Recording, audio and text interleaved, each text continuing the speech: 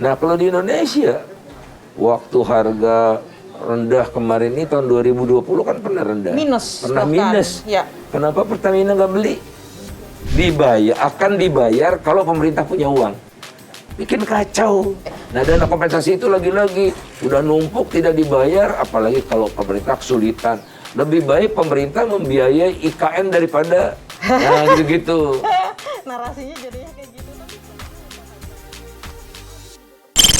Halo, selamat siang. Kita berjumpa lagi di Teras Ekonomi Bisnis bersama saya Diah Mega Anjaya, Eksekutif Produser Kompas Bisnis dan Bisnis Talk. Hari ini saya sudah bersama narasumber saya, yaitu Pak Faisal Basri. Ngomongnya pasti tentang ekonomi ya Pak, tetapi kita sempitkan lagi dengan situasi ekonomi terkini, yaitu problematika harga kebutuhan yang masyarakat setiap hari beli. Kita sebutkan dulu soal minyak nih Pak. Pemerintah Minyak bakar BBM, okay. Betul. Pemerintah kan sinyalnya sudah semakin kuat ya bahwa ini Pertalite sudah menjadi BBM bersubsidi, tetapi harganya tetap saja nggak menolong karena spread kenaikan minyak mentah dunia. Nah, pertanyaannya adalah Pak, tepatkah jika Pertalite naik? Kalau menurut saya wajib naik. Wajib naik karena kalau tidak naik, kerusakan akan terjadi. Kenapa? Kita akan bakar uang lagi, kira-kira 120 triliun untuk menyanggah Pertalite tidak naik lagi. Dan hakul yakin pemerintah tidak sanggup. Dari mana uangnya? Tidak sanggup. Jadi kalau pemerintah tidak sanggup, Pertamina dibiarkan bangkrut. Kacau. Jadi ini pertarungannya luar biasa. Dan Pertamina tidak hanya menanggung Pertalite. Yang subsidinya kira-kira Rp5.000 per liter. Dan minyaknya itu tidak lagi seluruhnya berasal dari perut bumi Indonesia. Impor. Sebagian besar sudah impor. Maksudnya gini, kebutuhan kita kan rata-rata 1,5 juta, saya bulatkan lah ya, 1,5 juta barrel per hari. Sementara produksi kita cuma 700 ribuan barrel per hari. Berarti kira-kira 800 ribu barrel per hari yang kita bakar itu berasal dari luar yang kita beli dengan harga dunia, bukan harga mau kita. Sederhana aja Mbak, kira-kira 23 juta kiloliter. Dan diperkirakan naik nih jadi 26 juta kiloliter. 26 juta kali 5.000. Kan kira-kira 100-an lebih lah gitu, 130, 120 gitu. Dengan asumsi minyak mentah dunia di level? Di atas 100 seperti sekarang, karena APBN kita kan cuma 63. Dan ini ICP ya, biar orang nggak salah itu ICP ya. Indonesia Crude Price. Ya di atas 100, yang sudah di atas 100. Ya, 113 terakhir itu. Dan perang terus berlanjut di Ukraina ya, dengan Rusia, invasi Rusia itu. Mudah-mudahan itu tidak terjadi, tapi semua harus diantisipasi. Nah, itu baru Pertalite yang sebetulnya barangnya separuh banci. Maksudnya gimana? Hampir tidak ada yang jual Pertalite di seluruh dunia ini juga. Ronnya karena rata-rata 90. Oke sih. 90, sebetulnya Ron 89 sampai 90. Ini Pertalite ini bukan produk kilang sebetulnya. Jadi ada kilang minyak, kemudian minyak mentahnya diolah, diproses, keluarlah Pertalite. Enggak. Karena spesifikasi kilang enggak ada yang cocok lagi buat produksi Pertalite. Udah RON 92 Kak, terus ke atas. Kalau maksudnya di Malaysia 95 paling rendah, RON 95. Nah di Indonesia 92. Anehnya dari 92, 95-nya tidak ada, langsung 98. 98 turbo itu. Jadi nggak mengerti kita ini, negara ini dikelolanya seperti apa itu. Nah,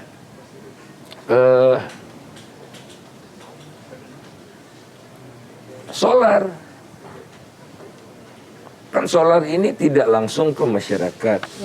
Ya relatif sedikit orang punya mobil solar ya. Solar ini kan untuk angkutan yang banyak.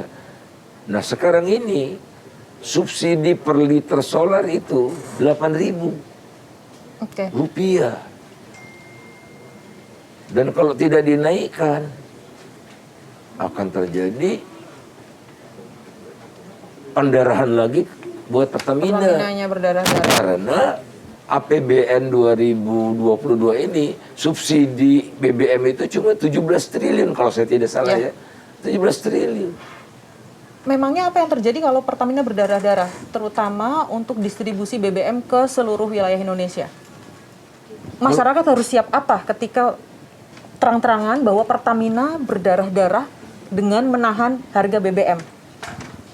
Iya, maksud saya itu perbuatan tidak bertanggung jawab. Itu perbuatan melanggar hukum, ya, melanggar undang-undang yang dilakukan oleh pemerintah. Perusahaan perseroan terbatas, baik BUMN maupun swasta itu tidak boleh dipaksa oleh pemerintah untuk rugi, jual rugi, tidak boleh. Nah artinya sebetulnya kalau Pertamina sampai berdarah-darah dalam waktu yang cukup lama, pemerintah ini sudah tidak sanggup mengelola negara. Iya kan, tidak sanggup. Masa perusahaan-perusahaan disuruh jual rugi? Ya, pemerintah macam apa? Jadi pemerintah tidak sanggup, bebannya dialihkan oleh pemerintah ke Pertamina. Atau ke perusahaan lain, ke perusahaan minyak goreng lah, macam-macam gitu kan sekarang kan. Nah jadi sebetulnya inflasi di kita itu rendah, itu ongkosnya mahal sekali. Jadi apa yang terjadi, yang tadinya kita salut dengan Pak Jokowi gitu, naikkan harga BBM pada tahun baru sebulan dia pemerintahan itu, tapi cuma sekali sudah itu institusi pasarnya dirusak oleh pemerintah ini. Maksudnya institusi pasar? Iya, jadi mekanismenya maksudnya? Mekanismenya itu jadi tersendat ya. Kalau tersendat, Anda bayangkan rakyat itu sebetulnya kan menerima fakta bahwa harga itu bisa naik bisa turun, terima. Dan itu sudah dilaksanakan oleh Pak Jokowi setahun pertama dia memerintah. Karena kebetulan saya waktu itu kan ditugaskan menjadi ketua tim reformasi tata kelola migas gitu. Jadi bersentuhan sekali dengan itu, dan kami rekomendasikan juga harga minyak ini ditinjau setiap bulan. Dulu kan sempat ada review seperti itu ya? Ada pernah naik, pernah turun juga gitu. Niscaya kalau disesuaikan setiap bulan, itu penyesuaiannya tidak akan besar. Naik 500 rupiah, turun 600 rupiah, naik lagi. Nggak mendadak, kalau sekarang kan mendadak dari 9.500 ke 12.500. Siapa juga nggak tahan. Oke, Pak, ini saya sedikit menyela Pak. Ada negara di sebuah negara di dunia, ini adalah negara adidaya, Amerika Serikat. Dia juga penghasil minyak. Tetapi ternyata itu yang tadi Pak Faisal bilang loh. Mekanisme penentuan harga BBM di sana dibiarkan transparan sesuai mekanisme pasar. Ketika harga minyak mentah dunia naik, BBM naik. Ketika harga minyak mentah turun, BBM turun. Bisakah kita mengadopsi sistem yang ada di Amerika Serikat? Kalau bisa, itu butuh waktunya berapa lama? Yakin masyarakat kita bisa menerima transparansi harga yang seperti itu? Amerika yang sangat liberal itu saja. Dan kapitalis tentu. Kapitalis, mbahnya kapitalis gitu. Tidak lepas tangan pemerintahnya. Jadi apa yang dilakukan bukan menentukan harga mereka. Haram itu di sana menentukan harga. Tapi pemerintah berbuat semaksimal mungkin agar kenaikan harganya teredam. Caranya bagaimana? Dia keluarkan cadangan strategisnya setiap hari 1 juta barrel. Jadi dia banjiri pasar sehingga kenaikannya tidak jadi $125, $150 seperti yang diperkirakan oleh banyak ahli. Nah kita cadangannya 15 hari. Iya. Kalau mereka reserve-nya berapa ratus juta. Strategi seperti itu ya. Dia akan melepas itu selama 6 bulan kalau saya nggak salah. Baik. Kita seminggu aja udah nggak bisa. Jadi jangan dianggap pemerintah itu lepas tangan, tidak. Dia sadar ini komoditi strategis, dia nabung. Waktu harga minyak murah diborong sama Amerika. Oh, Iya kan? dia mekanismenya dari Iya, resource storage-nya. itu. Iya, storage-nya di bawah tanah ya. Luas sekali gitu. Nah, kalau di Indonesia, waktu harga rendah kemarin ini tahun 2020 kan pernah rendah. Minus Pernah bahkan. minus. Ya. Kenapa Pertamina nggak beli? Storage-nya nggak ada kali? Ya, itu dia. Karena berpikirnya tidak strategis, berpikirnya harian. Oke, saya ingat. Nah, ini balik lagi ke Indonesia ya. Saya ingat deh Pak, bahwa mekanisme pasar tentang harga minyak mentah dunia 30, kita bacanya di market Singapura, bahwa konkret jual beli minyak itu hanya 30%. Sisanya 70% sampai 80% adalah paper.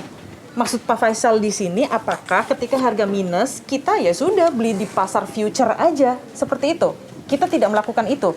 Ketika harga minus, ya sudah kita beli di pasar future untuk pengiriman the 3 next bulan, year kayak 1 gitu bulan. mungkin kayak gitu. Itu kita tidak melakukan itu, maksud Pak Faisal. Tidak.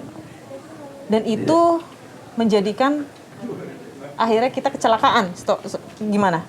Ya, akhirnya kita harus menyerap 100% dari gejolak dunia. Kita tidak punya bantalan kan. Storage sudah punya. Pertamina tidak punya uang cukup untuk melakukan trading seperti itu.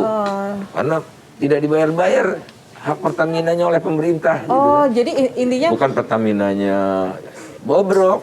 oke. Yang bikin rusak Pertamina ya pemerintah. Maksud Bapak ketika kita bicaranya adalah jual beli paper, harga minyak mentah dunia paper, Pertamina, tradingnya Pertamina itu tidak punya modal untuk beli. Maksud Pak Faisal seperti itu, karena Pertaminanya berdarah-darah. Atau Iya, gimana? cash flow-nya Kacau. sangat terganggu sekali. Oke. Sangat terganggu. Artinya dia tidak punya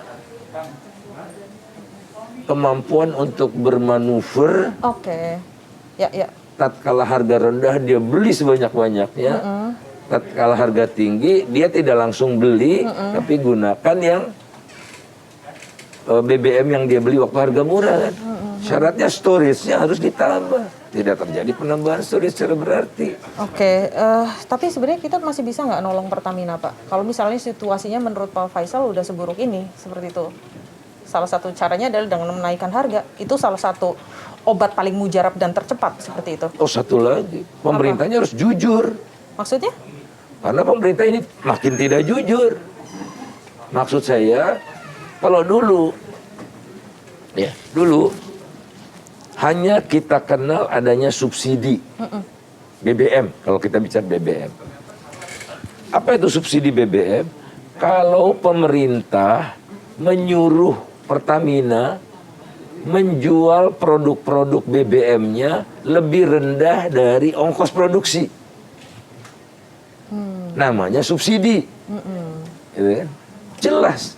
Subsidi itu ada tercantum dalam APBN, dibahas dengan DPR, karena ini pakai uang rakyat loh. 1 sen pun uang rakyat itu harus persetujuan rakyat yang diwakili oleh DPR. Nah sekarang pemerintah itu kemudian BBM itu dibagi BBM subsidi dan non subsidi. Ya. Gitu. Iya. Non subsidi harganya diserahkan kepada pelaku usaha. Oke. Namanya juga non subsidi kan berdasarkan pasar. Oke. Nah sekarang diacak-acak oleh pemerintah sendiri. Maka sekarang yang namanya BBM subsidi itu hanya solar. Dan solar subsidinya Rp500 per liter.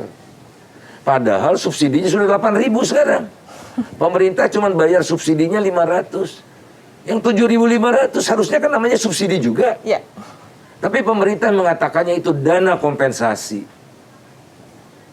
Apa kabar memang dana kompensasi yang ada? Nah, Mekanismenya seperti Kalau apa? subsidi disetujui oleh DPR, Ya. pemerintah wajib bayar secara berkala. Karena ada di APBN.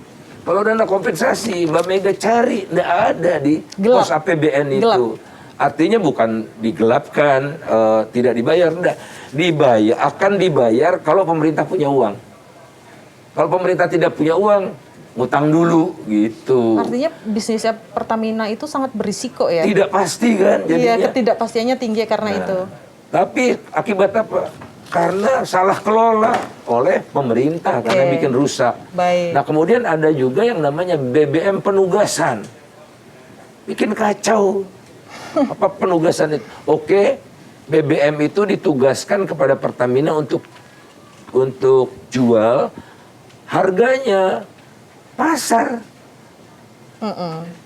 Dievaluasi setiap bulan.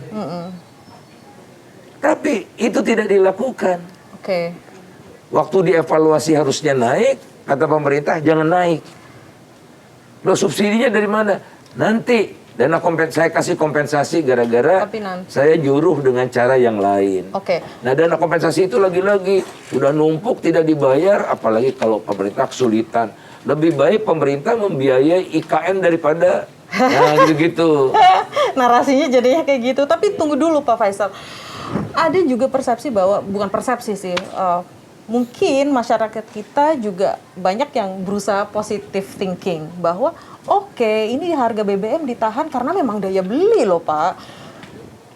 Kalau misalnya, gini lah, saya mengambil contoh, misalnya Yanto, seorang di wilayah pelosok desa, dia penghasilan dia tetap 2 juta per bulan. Dia setiap hari beli Pertalite, seminggu lah katakanlah itu 100.000 Pertalite. Kalau dikalikan sebulan, dia udah beli Pertalite 500.000. Nah, apa kabar kalau misalnya dia naik? Dia gaji 2 juta untuk beli Pertalite aja sudah 25% untuk bakar duit istilahnya. Kalau naik, apakah mungkin pemerintah memikirkan orang-orang seperti Yanto itu? Bisa nggak? Kalau begitu, akhirnya Yantonya menderita, tetapi orang yang seharusnya tidak beli Pertalite lebih banyak diuntungkan. Nah, tugas pemerintah kan, kebijakan itu, bagaimana kita membantu Yanto kan? Iya, maksud saya gini Pak, apakah ada win-win solution gitu? Oke, kalau misalnya, seperti apa win-win solutionnya? Itulah gunanya ada negara kan. Nah, jadi Yanto kalau tidak sanggup untuk bertahan hidup layak, namanya ada BLT. Kan seperti ada BLT minyak goreng kan. Fungsinya di situ Jadi, BLT menutupin. santunilah orang-orang yang tidak sanggup. Caranya seperti apa? BLT, public transport dibenerin. Artinya sekarang kan kita mikir, kenapa orang Singapura nggak mengeluh ya harga bensinnya 30.000? Karena bodoh amat, dia public transportnya bagus.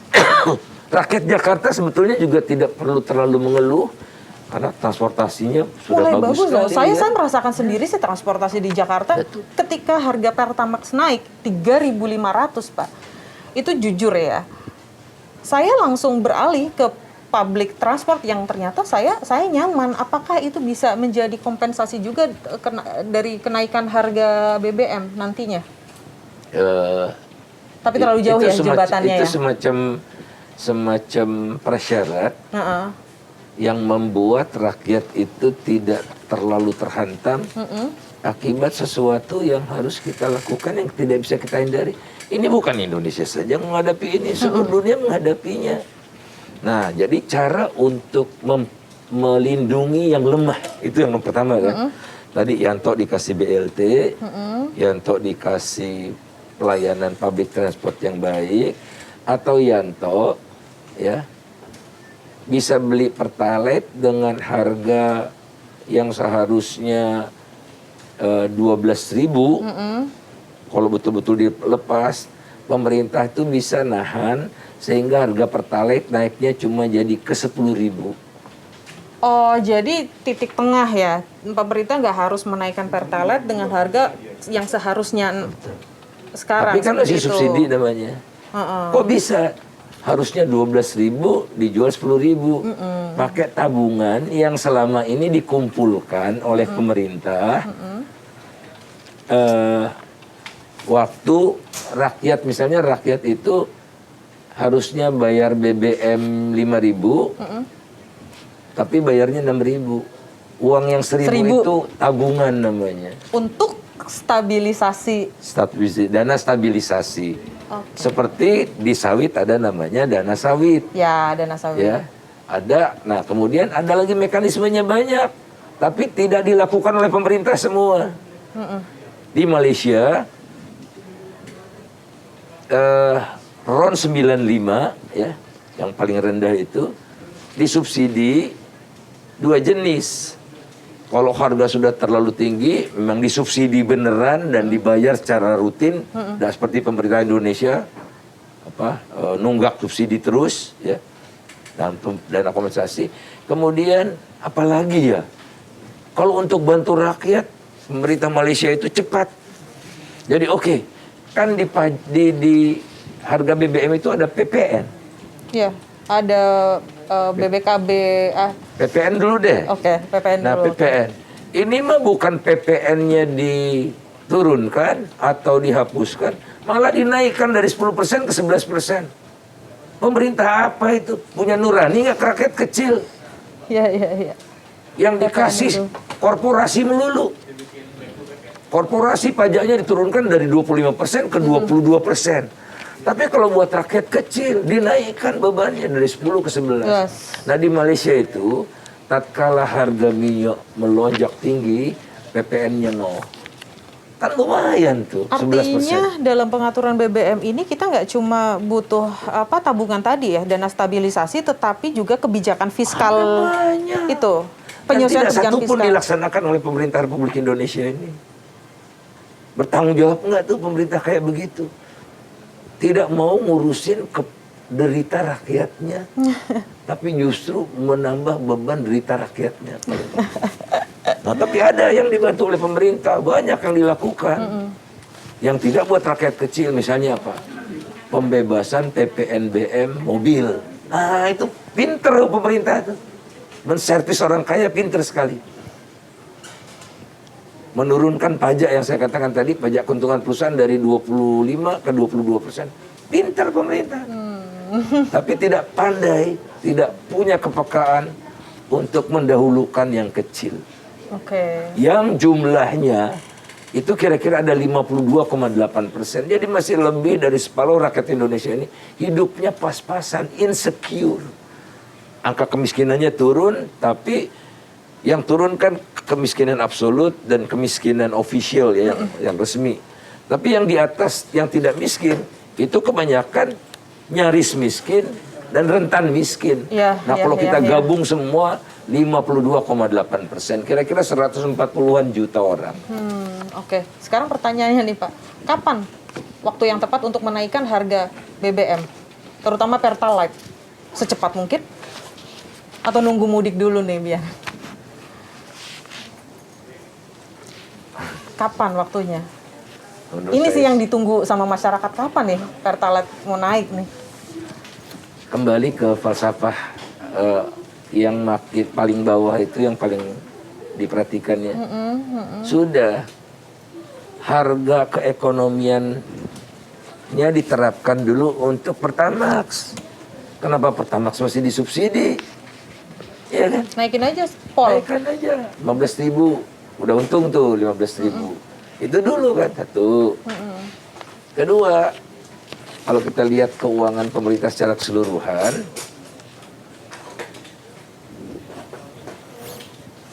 jangan saya boleh pindah, tapi ini buat rakyat juga nih. Jadi listrik ini yang nyata-nyata.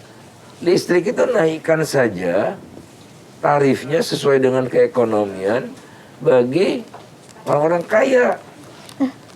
Sementara yang pelanggan 450 volt ampere kVA dan 900 kVA kalau perlu digratiskan. Buat orang miskin digratiskan, tapi di atas 900 kVA harga keekonomian. Loh, tapi kan bukannya struktur ekonomi kita itu ditopang kelas menengah ya, Pak? Yang listrik.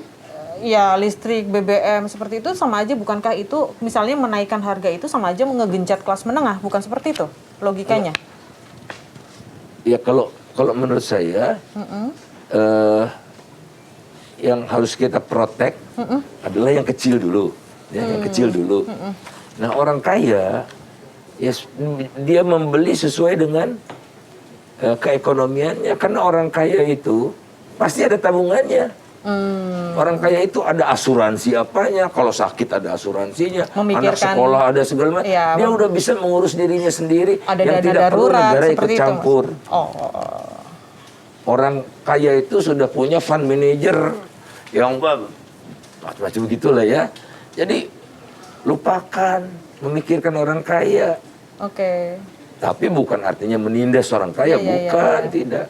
Orang kaya itu tidak perlu dipikirkan cara menyelamatkannya, karena mereka bisa menyelamatkan diri mereka sendiri. Jadi kapan naiknya? Apakah ini ditahan-tahan karena berhubungan dengan tekanan politik, tahun politik, atau seperti apa, Pak Faisal? Saya rasa akan bertahap ya. Jadi pertama yang akan dinaikkan Pertalite dulu. Ronde berikutnya adalah Pertamax, boleh jadi. Dan selanjutnya adalah solar belakangan kelihatannya.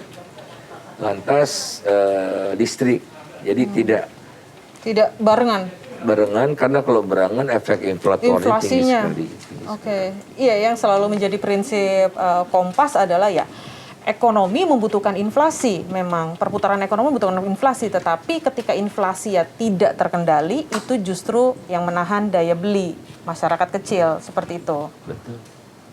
Baik. Nah, jadi misalnya untuk solar ya, itu kan ke public transport, ke truk, ongkos angkut jadi mahal. Nah, kok kita tuh negara maritim sangat bergantung pada transportasi darat. 70% barang di Indonesia diangkut pakai transportasi darat. Nah, berarti kita harusnya sadar, ini toh hasil dari pembangunan yang mengutamakan transportasi darat. Kalau kita titik beratnya transportasi laut, 70% barang kita transportasi laut, kita tidak terlalu kelimpungan.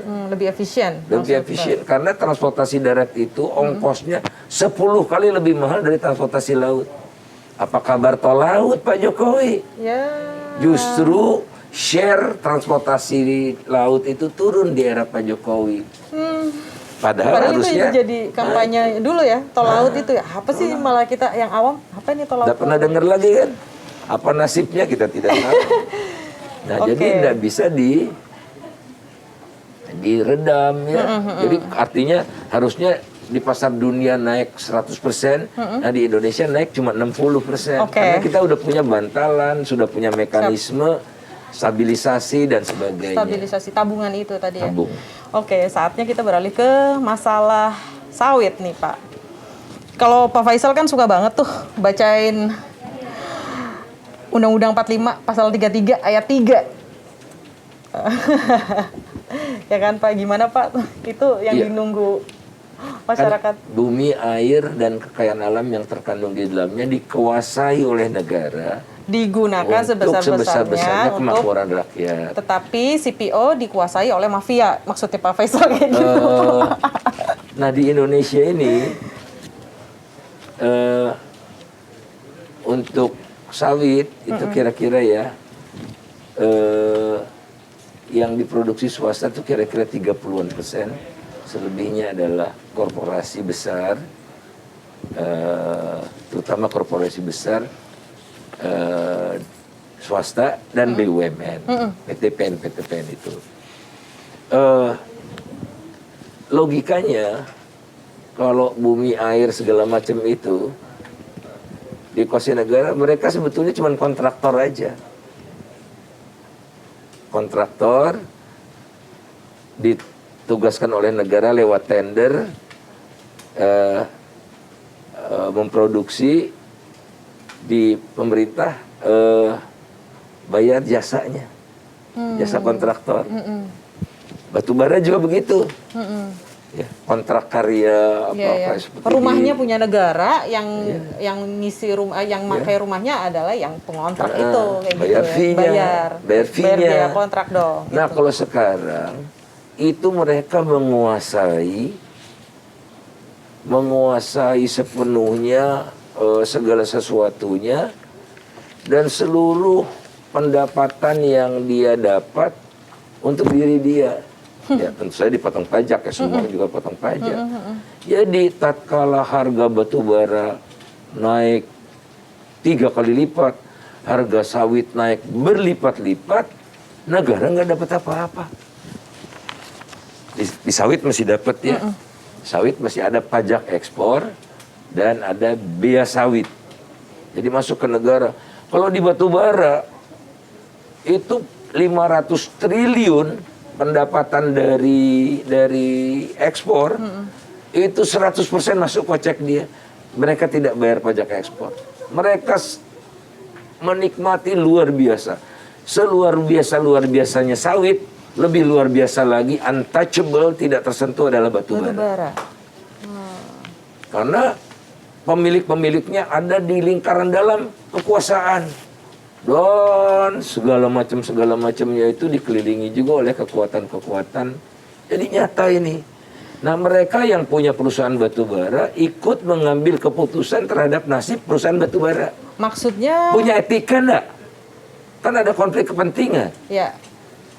Harusnya mereka bertindak sebagai wasit, di sini mereka malah berbisnis kayak gitu. Ya, betul.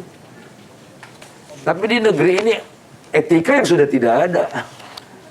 Malu yang sudah tidak ada, makanya nggak ada yang punya malu semua. Bukan, ya, ada yang berkilah bahwa, bukan berkilah sih, membela diri lah bahwa ya mau nggak mau ini sebagai ekspor tulang punggung ekonomi kita kok kayak gitu. Tapi ternyata yang dibawa pengusaha lebih banyak seperti itu ya. Ekspor tulang punggung ekonomi, betul. Ya.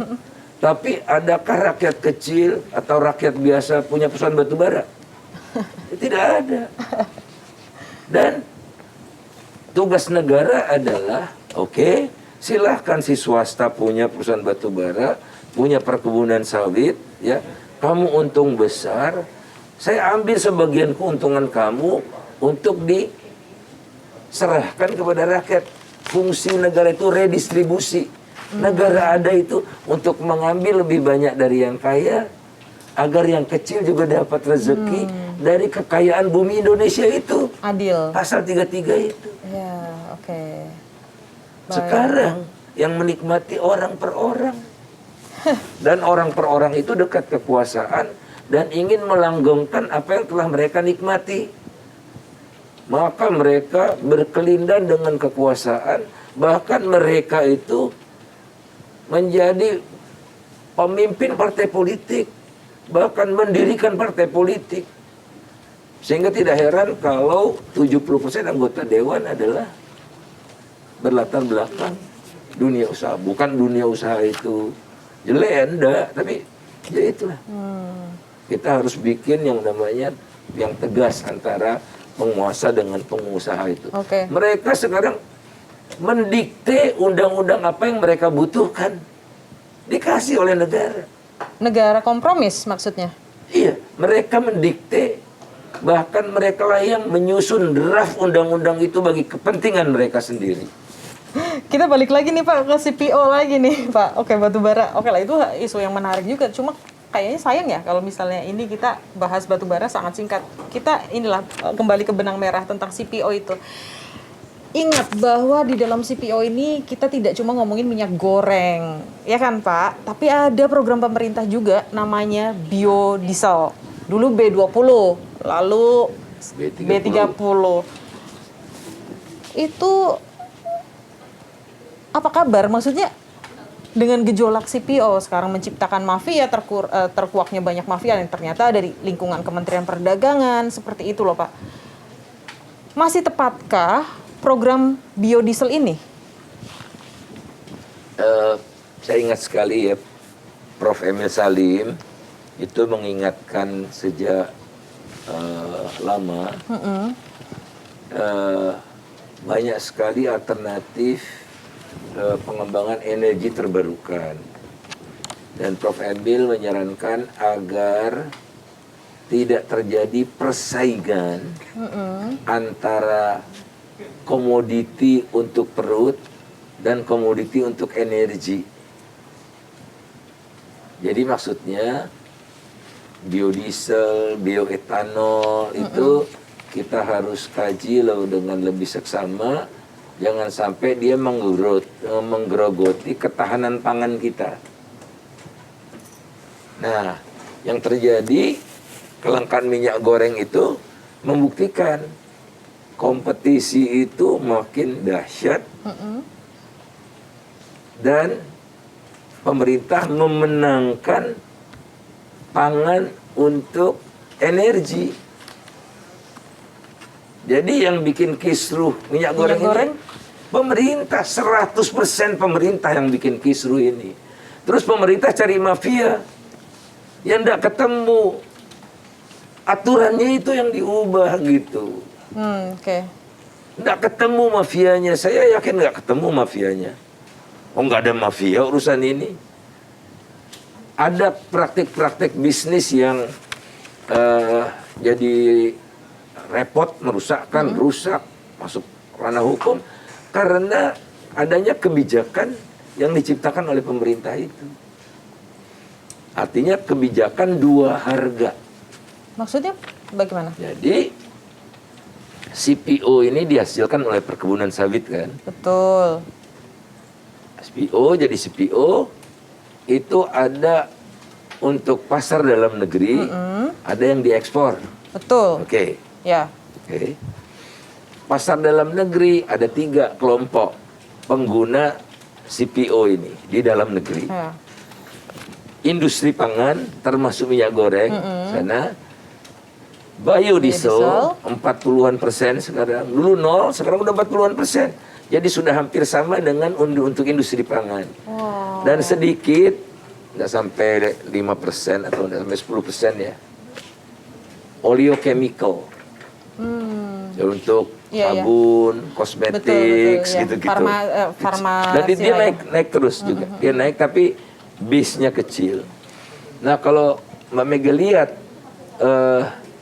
pertama pemerintah kan ngutak-ngatik ekspor ini karena curiga minyak goreng langka karena kesulitan CPO akibat dari pengusaha ekspor lebih gandrung mengekspor terus. Itu tidak benar. Kenyataannya tahun 2021 ekspor CPO turun. Turun. Ya.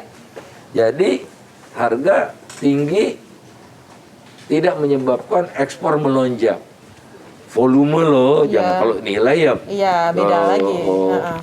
Meningkat pesat karena harga naik. Jadi kata pengusaha sawit, ngapain saya ngekspor?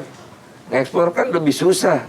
Harus buka LC, harus tekan kontrak dengan orang yang udah pernah saya temui, pengirimannya lama, pembayarannya harus pakai prosedur macam-macam, ada nggak efisien lah ya buat produsen CPO yang lebih nggak ribet. efisien. Oke. Buat apa saya ekspor kalau saya bisa jual dengan harga yang sama dengan harga di dunia yang lebih tinggi itu di dalam negeri. Nah jadi CPO ini kalau saya jual ke biodiesel saya dapat harga internasional.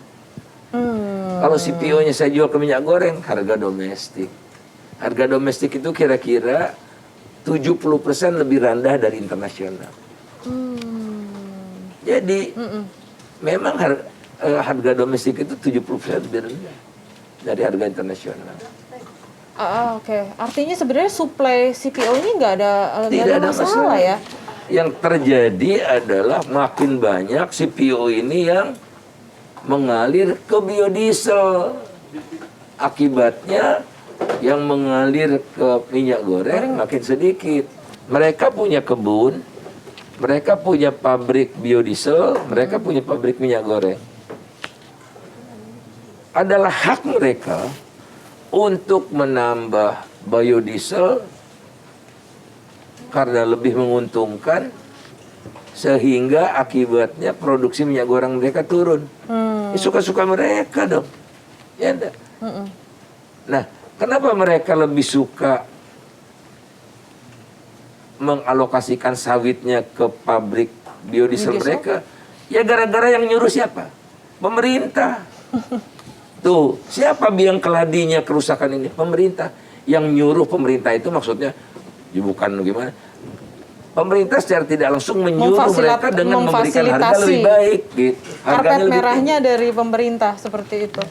Jadi cari mafianya sampai ujung pulang juga nggak ketemu. Nggak akan. Jadi ini cerita mafia ekspor ini sebenarnya hanya masalah kecil ya. Masalah besarnya justru pasokan CPO kita itu ya ke biodiesel itu yang membuat keberadaan minyak goreng ini langka. Biang keroknya sebenarnya biodiesel. Berarti harus dihilangkan program pemerintah B30 itu yang ada sekarang. Saya tidak mengatakan dinetralisir. Maksudnya seperti apa?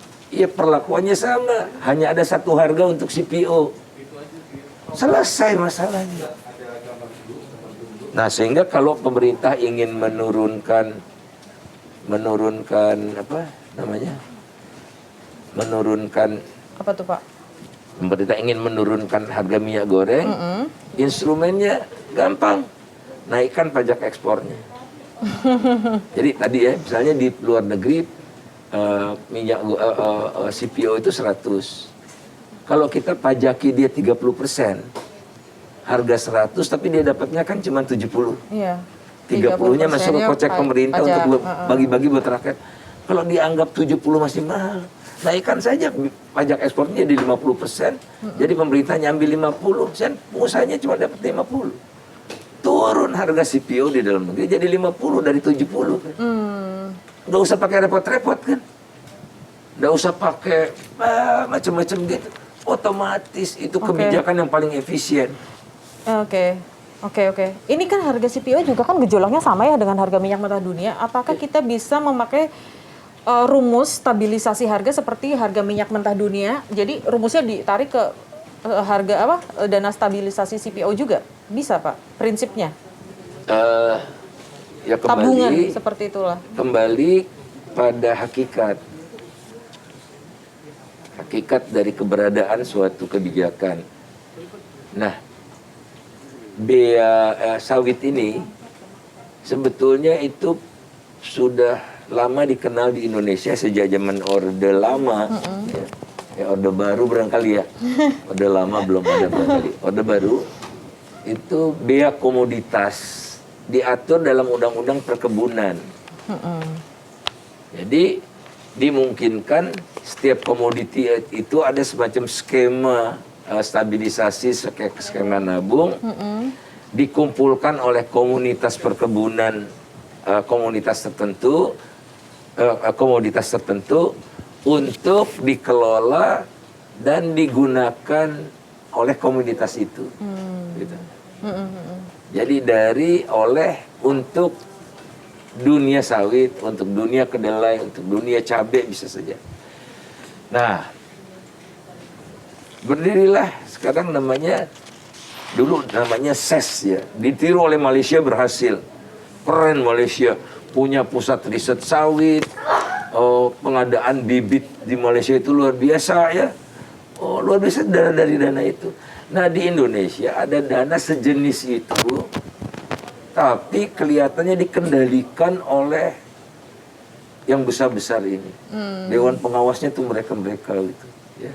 Walaupun ada di bawah Kementerian Keuangan.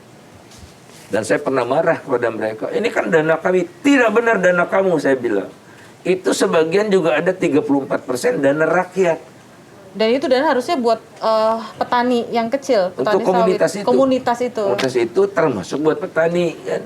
Hakikatnya kan si undang-undang perkebunan itu semangatnya itu kan untuk memberdayakan kenyataannya petani. Tidak, sekarang itu nggak berjalan. Dari 120-an triliun yang sudah dikumpulkan oleh dana sawit itu, untuk petani cuma 4%-an. Untuk pengusaha biodiesel 70%-an. dan sisanya buat lain-lain lah ya. Jadi tidak boleh dipakai untuk dana stabilisasi harga, tidak boleh. Tidak boleh dipakai untuk biodiesel, untuk komunitas perkebunan. Biodiesel mah udah industri. Dan akibatnya apa? Pengusaha-pengusaha itu dapat fasilitas berulang kali. Dapat subsidi dari pemerintahnya lebih besar dari dia bayar pajak pemerintah. Dia nggak berkontribusi apa-apa buat bangsa ini. Kalau kontribusi kan bayar pajak ya. Dia bayar pajak tapi dapat dari negara jauh lebih besar. Subsidinya. Makin panas, tapi durasi kita nih Pak udah. Ya tolonglah pemerintah itu pakai passion. Passionnya itu ke rakyat kecil. Karena kalau negara ngurus yang sudah kuat, ya namanya bukan negara itu. Negara tapi dikendalikan secara korporasi kan tidak benar. Pak Faisal, ini ada satu pertanyaan netizen sih memang agak sedikit keluar dari yang kita bahas tentang harga BBM dan harga minyak, yaitu tentang utang negara. Utang negara yang sekarang sudah 40,4% rasionya terhadap PDB. 7.052 triliun kalau saya tidak salah. Ketika 2014 7.052,5 triliun. Padahal ketika pertama kali Pak Presiden Jokowi memimpin, utangnya ada di level 2000-an ya. Nah, pertanyaannya adalah apa kabar Pak, apa kabar nanti kalau Presiden di 2024 terpilih? Apa yang harus dia lakukan dengan utang negara ini yang terus rasionya terhadap PDB naik? Jangan dijadikan alasan supaya presidennya bertanggung jawab dia akan membayar utang-utangnya pada periode ketiga. Omong kosong lah pasti. Nah jadi yang saya tambah mual ya perut saya itu pemerintah mengatakan utang kita itu masih sangat terkendali. Utang kita itu baru 40,4% dari PDB. Jauh lebih rendah dari negara-negara ASEAN. Singapura memang di atas 100%. Jepang di atas 250%. Ya. Amerika kira-kira 100%. Bahwa negara-negara besar pun ekonominya dibiayain oleh utang, ya kan? Betul. Nah, terus apa yang salah dengan Indonesia kalau misalnya rasionya masih rendah? Gimana Pak? Kalau kita lihat Jepang tuh yang utangnya 250% udah jadi 6 kali lipat dari Indonesia dari segi rasio ke PDB-nya. Bebannya ke APBN cuma 9%. Singapura yang utangnya 100%, bebannya ke anggaran cuma di bawah 1%. Di bawah 1%. Indonesia bebannya itu buat pemerintah pusat, pengeluaran pemerintah pusat itu sudah mencapai 20%. Jadi 20% dari pengeluaran pemerintah pusat itu buat bayar bunga doang. Nah, artinya kemudian untuk bayar bunga itu pemerintah tidak sanggup lagi sehingga harus meminjam untuk bayar bunga sekalipun. Refinancing. Bukan ya? Bukan. Oh, itu buat bayar bunga, Ding ya? Iya. Untuk bayar bunga aja, kalau bayar cicilan mah itu mah udah utang baru lagi. Iya, gali lubang tutup lubang itu. Iya. Saya salah, saya keliru. Kalau beban utang beda itu lagi. Bebannya kan berutang itu ada ongkosnya, ongkosnya bunga. Bunga. Nah, bayar bunganya itu enggak bisa pemerintah kecuali dengan berutang lagi. Nah, apakah itu sudah? Nah, apakah namanya bukan sudah mulai terperangkap pada masalah utang, debt problem, ya, a trap gitu, karena bebannya sudah sangat besar dan kedua sudah tidak mampu lagi membayar bunga utang tanpa harus berutang baru. Sederhana saja. Nah, jadi tolong jangan asal jeplak aja tuh Ini closing statement sekalian nih. Sama seperti saya kecewanya dan mual-mual juga waktu pemerintah menaikkan PPN dari 10 ke 11%. Oh, kita itu baru 10%. Negara-negara OECD 15%. Ya Allah. Negara-negara OECD adalah negara-negara kaya. Mau ya pakai nurani sedikit deh. Ada empati gitu ke rakyat itu. Jangan ngerasa rakyat itu bodoh, enak seenak udahnya aja bicara begitu. Ini kita harus keras nih soal ini ya, karena makin lama makin kurang ajar penguasa ini. Makin kurang ajar, bicaranya makin kurang ajar. Makin makin jauh dari apa yang namanya ya aspirasi rakyat gitu. Karena mereka terlalu pede barangkali ya. Undang-undang mau dibikin apapun mereka bisa. Tunggu Pak. Tetapi kalau misalnya balik lagi soal utang, ada pembelaan diri bahwa utang yang dilakukan oleh pemerintah adalah utang-utang produktif. Kemarin katakanlah ketika ada pandemi, pemerintah akhirnya melonggarkan defisit di atas 3%. Nutupnya dari utang, iya. Menurut saya sih itu utang yang produktif ya. Karena untuk sektor kesehatan iya, untuk BLT-nya iya, untuk menopang konsumsi masyarakat yang tadi.